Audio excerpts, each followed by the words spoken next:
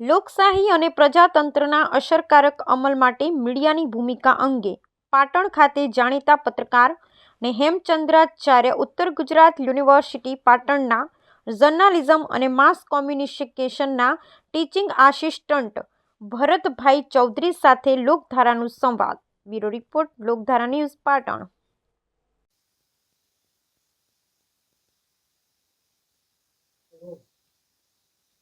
ભારતની આઝાદી પછી પ્રજાતંત્ર અને લોકશાહીનો અમલ થયો.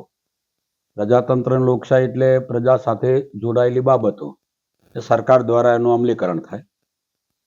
અમલીકરણમાં ઘણા બધા પ્રશ્નો હોય છે, એમાં વહીવટી પ્રશ્નો, રાજકીય પ્રશ્નો બધા હોય છે, પરંતુ પ્રજાને મૂળભૂત જરૂરિયાતો જે છે પ્રજાતંત્ર અને લોકશાહીમાંથી મળતી હોય છે.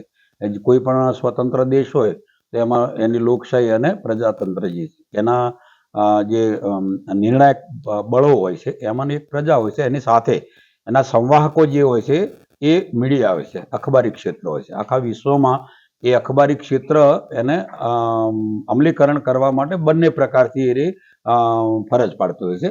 એક તો સંવાહક બનીને અને બીજું એક પ્રજાના પ્રતિનિધિ તરીકે એનો અમલ કરવા માટે મીડિયા એની ભૂમિકા અદા કરે છે. તે વર્તમાન સમયમાં મીડિયા અને પ્રજાતંત્ર વચ્ચેની જે બાબત છે એટલે પ્રજાતંત્રમાં મીડિયાની ભૂમિકા એ વિશે અત્યારે આપણે હેમચંદ્રાચાર્ય ઉત્તર ગુજરાત યુનિવર્સિટીના જર્નાલિઝમ વિભાગના આસિસ્ટન્ટ ભરતભાઈ ચૌધરી ને આપણે વાત કરી, પ્રશ્ન કરીએ કે હાલ વર્તમાન સમયમાં પત્રકારત્વ પ્રજાતંત્રના અમલીકરણ માટે કેટલું અસરકારક છે? ભરતભાઈ. ખૂબ સુંદર વિષય છે અને સાંપ્રત સમયમાં એની ખૂબ મોટી આવશ્યકતા પણ છે. પ્રજાતંત્ર અને લોકશાહીમાં કહી શકાય કે જે 4 મૂળભૂત સ્તંભ છે એ પૈકીનો ચોથો સ્તંભ એટલે પત્રકારત્વ. પત્રકારત્વ એ સામાન્ય રીતે લોકો આજકાલ વ્યવસાયની દ્રષ્ટિએ જોઈએ છે, પરંતુ એક ધર્મ છે. પત્રકારત્વ ધર્મમાં કેટલાક વરિષ્ઠ પત્રકારોએ પોતાના ધર્મને સાચવતા પોતાના પ્રાણોની પણ આહુતિ આપી છે, એ પણ માત્ર ને માત્ર સત્ય માટે. સત્ય હંમેશા કડવું હોય છે આવું આપણે કહીએ છીએ, પરંતુ આ સત્યને ઉજાગર કરવા વાળો જે ધર્મ છે પત્રકારત્વ ધર્મ, અને એના જે પ્રહરીઓ છે એ અનેક પ્રકારની મુશ્કેલીઓ વચ્ચે પણ આ ધર્મ નિભાવતા હોય છે. એમનું જીવન ખરેખર જોવાલાયક હોય છે. એની અંદર ડોક્યું કરશો તો તમને ખબર પડશે કે જે પ્રજાના પ્રશ્નોને આટલા બધા વાંચા આપે છે એ પોતાનું જીવન કેટલું સંઘર્ષમય જીવી રહ્યા છે.